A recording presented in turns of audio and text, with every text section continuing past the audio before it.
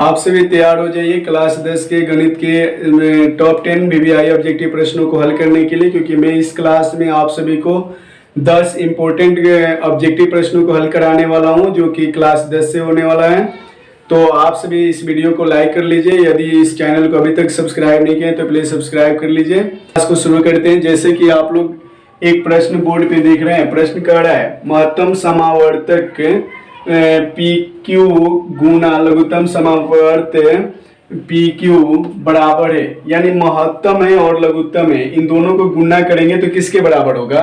तो आप सभी को मैं बता दूं कि एक सूत्र होता है मस गुणे लस बराबर होता है पहली संख्या गुणे दूसरी संख्या। तो ये सूत्र आप लोग याद रखेंगे तो कोई गड़बड़ नहीं होने वाला है। तो यहाँ का आगे मस PQ ना और लस PQ, तो दोनों का हम लोग गुना करेंगे तो ये क्या होगा, P गुने Q के बराबर नहीं हो जाएगा। तो यहाँ पे कौन सा ऑप्शन सही होगा, ऑप्शन ए सही होगा। तो आप लोग इस सूत्र को याद रखेंगे तो ऐसा कोई भी प्रश्न बनेगा तो आसानी से बना लेंगे, ठीक है। क्योंकि यहाँ पे PQ के जगह पे 3, 4 कोई भी अंक भी दे सकता है, ABC कुछ भी दे सकते हैं ना। तो इस परिस्थिति में ये सूत्र होगा और इस सूत्र के अनुसार हम लोग ऑप्शन चुन सकते हैं, ठीक है। तो अब अगले क्वेश्चन को हम लोग देखते हैं।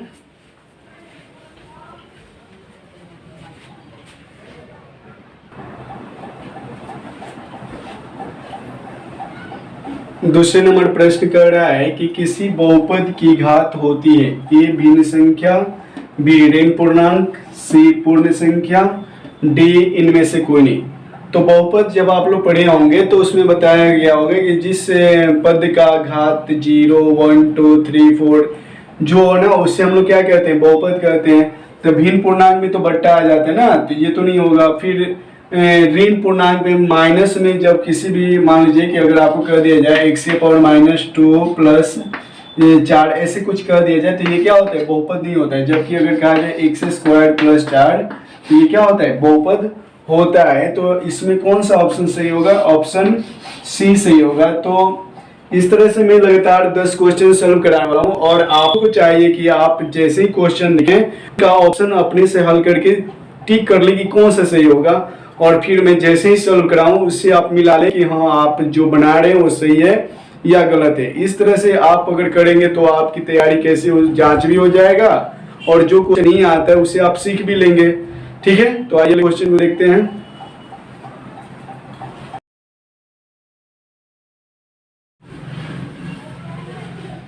अब हम लोग दूसरे नंबर प्रश्न को देखेंगे। जैसे कि यहाँ दिख रहा है आप लोग को कि किसी बहुपद की घात होती है ए भिन्न संख्या, बी ऋण पूर्णांक, सी पूर्ण संख्या, डी इनमें से कोई नहीं। तो आप सभी को पता है कि जो बहुपद होता है ना उसमें पद की घात होता है 0, 1, 2, 3, 4 ना, वो पूर्ण संख्या में होता है। जैसे आपसे कोई कह दे कि x⁻² प्लस 4 और x⁻² प्लस 4 में कौन घात, कौन बहुपद है कौन नहीं है। तो ये तो बहुपद नहीं है क्योंकि इसका घात क्या है, ऋणात्मक है, और ये बहुपद है क्योंकि इसका घात क्या है, पूर्ण संख्या में। तो इस तरह से ऑप्शन कौन सही हो जाएगा, सी, ठीक है। तो इस तरह से जब आप लोग क्वेश्चन देखिए ना तो उसका ऑप्शन खुद हल करके चूज कर लीजिए और फिर मैं जब सही करूँ ना उसे मिला लीजिए। तो इससे ये भी पता चलेगा आप लोग को कि आपकी तैयारी कितनी अच्छी है ना। और जो क्वेश्चन नहीं आ रहा है आप लोग तो जब हम बना रहे हैं तो उसे सीखिए, ठीक है। तो आइए अगले क्वेश्चन को देखते हैं। अब हम लोग तीसरे नंबर प्रश्न को देखेंगे। प्रश्न कह रहा है कि किसी घात बहुपद के शून्य की यदि 2 एवं 6 है तो द्विघात बहुपद होगा। Option A x² plus 12x plus 8, B x² minus 12x plus 8, C x² plus 4x plus 12 और D x² minus 8x plus 12। तो इन चारों में कौन सही होगा हम लोग को उसे चुनना है। तो मैं अभी हल कर रहा हूं, आप लोग इसे ध्यान से देखिए ना। जब आपको 2 शून्य मिले ना तो उससे बहुपद कैसे निकालेंगे ये सीखिए आप लोग। तो सबसे पहले दोनों शून्यकों को आप यहाँ मान लीजिए, चूंकि अल्फा बराबर 2 और बीटा बराबर 6, तो अल्फा प्लस बीटा बराबर आप लोग सूत्र जानते होंगे, ये होते हैं -b/a, ठीक है। तो अल्फा और बीटा को जोड़ेंगे हम लोग तो 2 प्लस 6 कितना हो जाएगा 12, और 12 को हम लोग लिख सकते हैं 12/1, ठीक है। और अल्फा इंटू बीटा बराबर होता है सी बाई ए। तो इसमें सी बाई ए होता है और अल्फा इंटू बीटा यानी कि 2 गुने 6।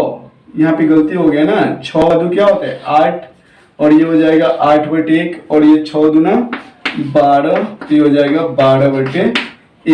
ठीक है, तो यहाँ बनाते हैं। तो आपको इस तरह से ए बराबर कितना प्राप्त हो गया बताइए। तो 1 के सामने क्या हो रहा है 1 है, तो 1 लिखेंगे। बी बराबर कितना हो गया, बी बराबर ये 8 है ना, और यहाँ माइनस चिन्ह है तो हो जाएगा -8। और सी बराबर कितना आ गया, देखिए सी के सामने क्या है 12, तो ये 12 हो गया। अब आप लोग बहुपद के मूल रूप तो जानते ही होंगे, ये होता है ax² plus bx plus c, और यहाँ मान बैठा दीजिए 1 गुने x² प्लस b के जगह पे -8 गुने x और c के जगह पे 12, तो ये हो गया x² -8x प्लस 12। ठीक है, तो ये हमें px प्राप्त हो गया और इससे आप लोग मिला लीजिए कि कौन सा ऑप्शन सही है। तो 8x² - 8x ऑप्शन डी सही है। तो आप लोग यहाँ पे क्या सीखे, आप लोग ये सीखे कि आपको अगर 2 शून्य दिया हो तो दोनों को अल्फा और बीटा मानेंगे और दोनों को जोड़कर लिखेंगे और गुना करके इससे हमें क्या होगा, इस सूत्र से ए बी और ए सी प्राप्त होगा।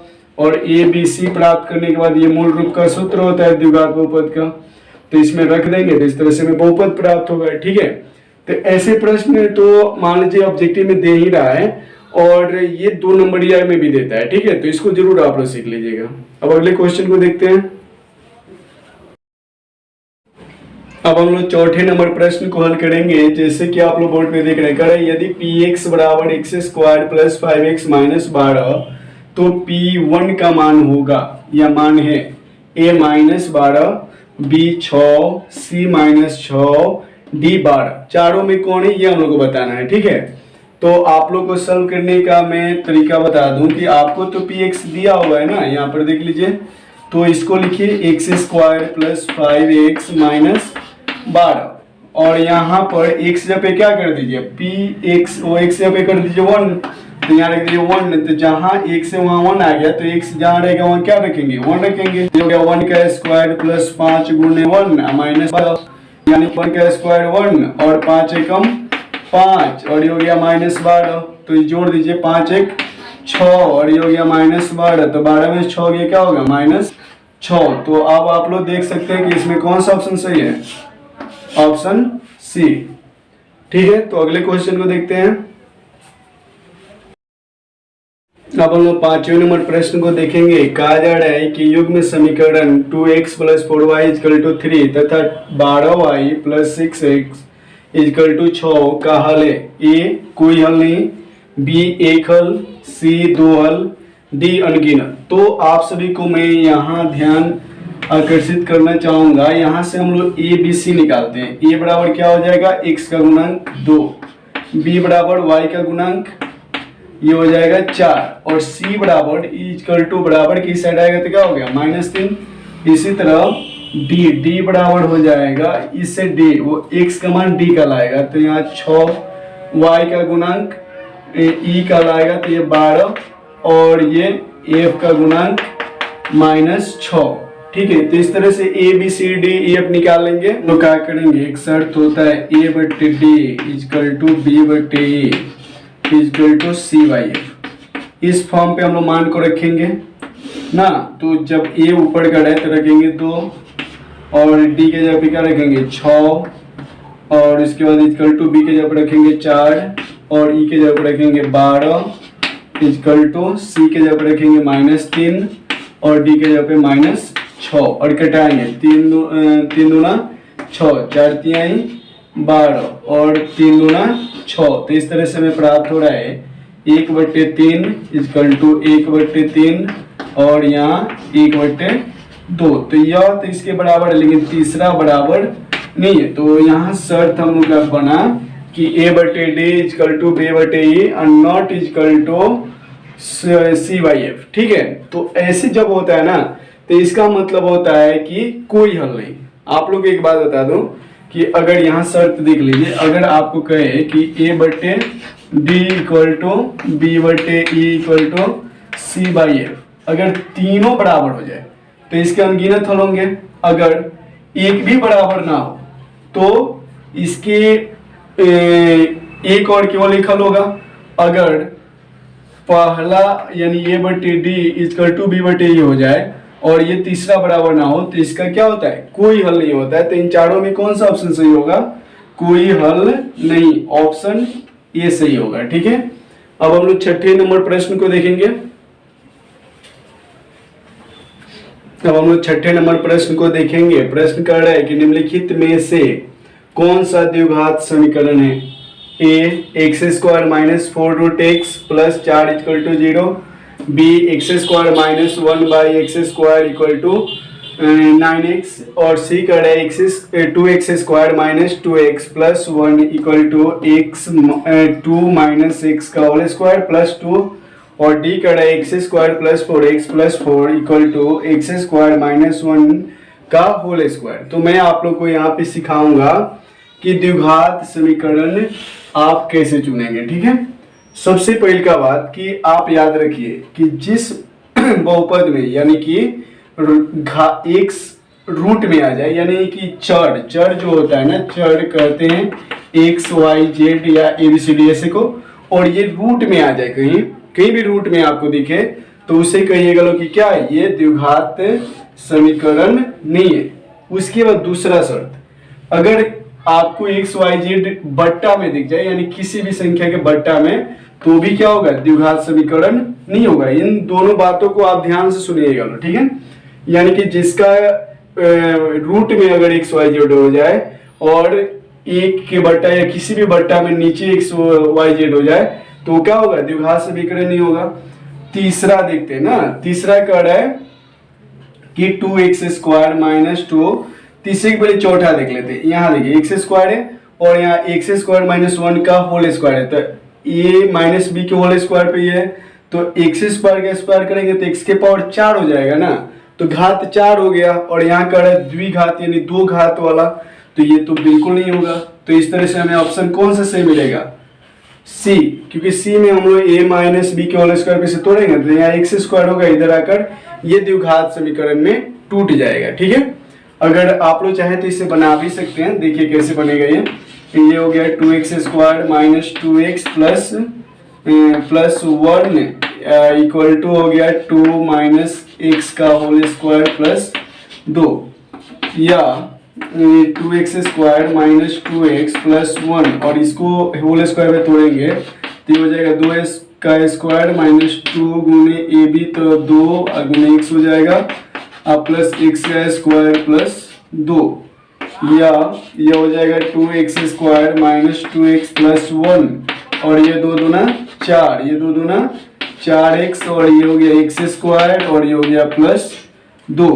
तो यहाँ अब हम लोग क्या करेंगे कि 2x स्क्वायर की तरफ x स्क्वायर को लाएंगे तो हो गया माइनस x स्क्वायर, ये 2x है ना माइनस में, और इस तरफ हम लोग लाएंगे 4x को तो ये हो जाएगा प्लस 4x, और यहाँ पर एक और संख्या देख लेते हैं, यहाँ पे प्लस 1 है और 4 2 6 इधर आएगा तो क्या हो जाएगा माइनस 6, और इक्वल टू 0 कर देते हैं। अब यहाँ लिखते हैं, या आप लोग 2x स्क्वायर में से हटाएंगे तो x स्क्वायर बचेगा, और 4x में से 2x हटाएंगे तो प्लस 2x बचेगा, और 6 में से 1 हटाएंगे तो माइनस 5 बचेगा इक्वल टू 0। तो देख लीजिए ये द्विघात है कि नहीं, x square plus 2x minus 5x equal to 0। तो इस तरह से ऑप्शन सी सही होगा। ठीक है, अगले क्वेश्चन को देखते हैं।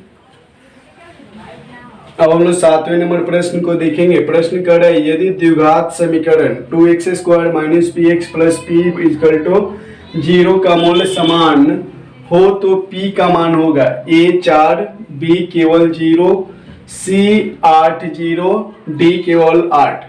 ठीक है, तो बहुत आसान क्वेश्चन है और इसमें हम लोग देखेंगे कौन सा ऑप्शन सही है। ठीक है, आइए हल करते हैं।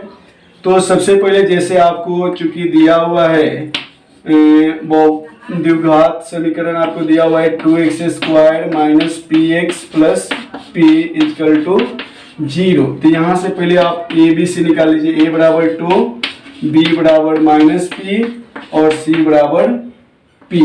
ठीक है, तो मूल समान होने के लिए शर्त होता है b square minus 4AC equal to 0। तो b के जगह पे क्या रख दीजिएगा आप, माइनस पी का स्क्वायर माइनस 4 ए की जगह पे रख दीजिए 2 और c के जगह पे p इक्वल टू 0। यहाँ बनाते हैं, या p का स्क्वायर करेंगे तो ये p स्क्वायर होगा और यहाँ 4 दूनी 8p minus 8p equal to 0। दोनों में से क्या कॉमन हो सकता है, तो p कॉमन हो जाएगा तो यहाँ बचेगा p माइनस और यहाँ बचेगा 8 इक्वल टू 0। इसलिए एक बार p इक्वल टू 0 हो जाएगा और एक बार p माइनस 8 इक्वल टू 0, या p बराबर माइनस 8 इधर आएगा तो क्या होगा प्लस 8।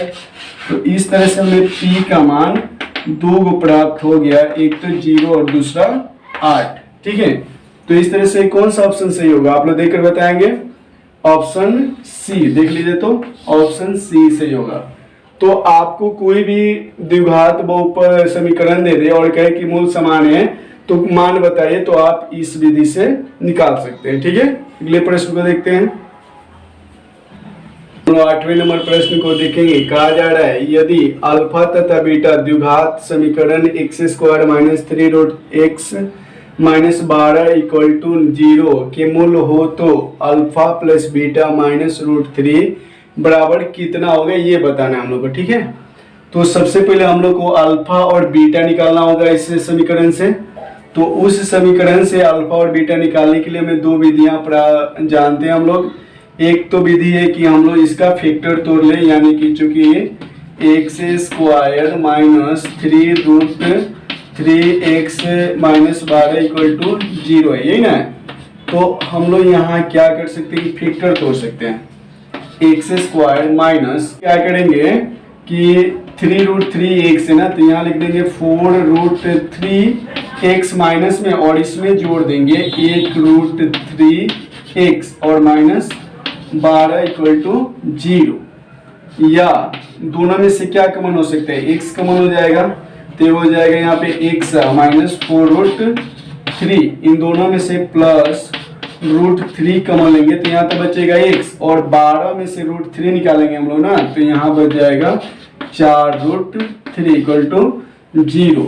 या यहाँ देखिए एक कोष्टक वाला हम लोग लिखेंगे, यानी x माइनस 4 रूट 3 और एक होगा x minus x plus root 3 equal to 0। ठीक है, अब यहाँ लिखते हैं, इसलिए x minus 4 root 3 equal to 0 एक होगा, या x बराबर 4 रूट 3 है प्लस में और एक और मान क्या था यहाँ पे, इसलिए x माइनस x प्लस है, ये x plus root 3 equal to 0। तो x बराबर क्या हो जाएगा माइनस रूट 3। तो हमें x का दो मान प्राप्त हो गया, जो कि हम लोग क्या मानेंगे, अल्फा और बीटा मानेंगे। ये अल्फा हो जाएगा और ये बीटा। तो यहाँ कहा जा रहा था कि अल्फा प्लस बीटा, इसलिए alpha plus beta minus root 3 equal to पूछा जा रहा था ना, तो यहाँ हम लिखेंगे अल्फा की जगह पे 4 रूट 3 माइनस यहाँ पे बीटा की जगह पे रूट 3 और यहाँ पे माइनस रूट 3। तो देखिए 4 को रूट 3 में से 2 रूट 3 हटा दें, एक को 2 हटा दें तो 2 को रूट 3 बचेगा, यानी 2 रूट 3। तो यहाँ से देख लीजिए आपको आंसर आ रहा है 2 रूट 3। तो इसमें से ऑप्शन सी सही हो जाएगा। ठीक है, तो आप लोग इसे समझ पा रहे होंगे, थोड़ा एक बार रिपीट करके इस वीडियो को देख लेंगे लोग इसे। तो अब हम लोग 9वें नंबर प्रश्न को हल करेंगे। अब हम लोग 9वें नंबर प्रश्न को हल करेंगे। सवाल कर रहा है कि समानांतर श्रेणी 3 4 11 डैश डैश का 14वां पद है, A 52, B 55, C 56, D 59। तो सबसे पहले आप यहाँ से A बराबर कितना निकालेंगे बताइए। तो प्रथम पद को ही कहते हैं ना जी, तो A बराबर 3 और D मतलब दूसरे से पहला घटाएंगे तो कितना का अंतर है 4, और कितना नंबर पद निकालना है तो 14वां, N बराबर 14। तो सूत्र होता है Pn बराबर A plus N minus 1 into D। इसमें मान बैठा दीजिए, A की जगह पे रख दीजिए 3, N की जगह पे रख दीजिए 14 माइनस 1 और D की जगह पे रख दीजिए 4। यानी कि 3 प्लस 14 में से जाएगा 13 गुने 4, यानी कि 3 प्लस 13 चौका 52, और जोड़ लीजिए यहाँ पे कितना हो गया 52 और 3 55। तो इस तरह से कौन सा ऑप्शन सही होगा, ऑप्शन बी सही होगा। ठीक है, तो ये बहुत ही आसान क्वेश्चन था, बस इसमें क्या था, ये सूत्र आपको याद होना चाहिए। ठीक है, अब हम लोग अगले प्रश्न को देखेंगे। अब हम लोग इस क्लास के अंतिम प्रश्न को देखेंगे। कहा जा रहा है निम्नलिखित में कौन सा समानांतर श्रेणी में है। ए -8 -6 -4 -2 डैश डैश। बी कह रहा है 5 15 18 और 28 डैश डैश। सी है 0.1 0.11 0.111 0.111 डैश डैश, और डी कह रहा है 1/2 3/2 और 2 डैश डैश। इसमें से समानांतर श्रेणी में कौन है। तो देखिए समानांतर श्रेणी में वही होता है जिसमें प्रत्येक पदों के बीच का अंतर जो होता है ना वो समान हो। तो देखते हैं किसके बीच का पद समान है। हम लोग ए देखें तो 6 में से 8 घटाएं, -6 में से -8 को अगर आप घटाएंगे तो ये हो जाएगा -6 और माइनस प्लस 8, 8 में से 6 गया क्या बचेगा 2। उसी तरह -4 में से हम लोग घटाएं -6 को तो ये हो जाएगा -4 और माइनस प्लस 6, तो 6 में से 4 गया 2। फिर -2 में से हम लोग घटाएं -4 को तो ये हो जाएगा -2 और ये माइनस प्लस 4 और 4 में से 2 गया 2। तो इस तरह से ए में क्या है समान अंतर आ रहा है, ये तो समांतर श्रेणी में। बी को देखें तो कह रहे 15 में से 5 हटाएं तो बचेगा 10 और 18 में से 15 हटाएं तो क्या बचेगा 3, तो इसमें तो समान अंतर नहीं है। उसके बाद इसको देखा जाए तो ये क्या है दशांश शतांश, ये बट्टा में 1000 हो जाएगा, बट्टा में 10,000 हो जाएगा, तो बिल्कुल समान अंतर में नहीं है। उसके बाद डी में देखा जाए तो ये 1 है और 1 से ये आधा घट गया है। फिर आगे बढ़े ना तो ये 1.5 हो गया है, तो यहाँ घट रहा है और यहाँ बढ़ रहा है, तो समान अंतर तो नहीं है, वो बढ़ते क्रम में होना चाहिए। तो इस तरह से ये ऑप्शन बिल्कुल सही है। तो हम लोगों ने इस क्लास में 10 बीबीआई ऑब्जेक्टिव प्रश्नों को हल कर लिए हैं और इन सभी प्रश्नों को आप लोग बिल्कुल इग्नोर ना करें। इसी टाइप से बिहार बोर्ड क्लास 10 के लिए ऑब्जेक्टिव प्रश्न बनाता है और इन प्रश्नों को अगर आप बारीकी से देख रहे हैं तो इसे एक नोटबुक में नोट करें और नोट करने के बाद 2 4 5 दिन पे उसे दोहराते रहें, कहीं आप भूल ना जाए कि कैसे हल होता है। ठीक है, इस तरह से अगर आप करते रहेंगे तो आपका गणित बिल्कुल ही बहुत अच्छी स्थिति में हो जाएगा और बिल्कुल ही आपको अच्छा नंबर आएगा। तो इसी तरह मैं लगातार गणित के 10-10 करके मैं बहुत सारी क्लास बनाने वाला हूँ, बहुत सारा वीडियो बनाने वाला हूँ मैथ के लिए। तो आप सभी वीडियो को जरूर देखें और अपने तैयारियों को और मजबूत बनाएं। ठीक है, तो इसी के साथ आज का क्लास समाप्त होता है। आप सभी को धन्यवाद।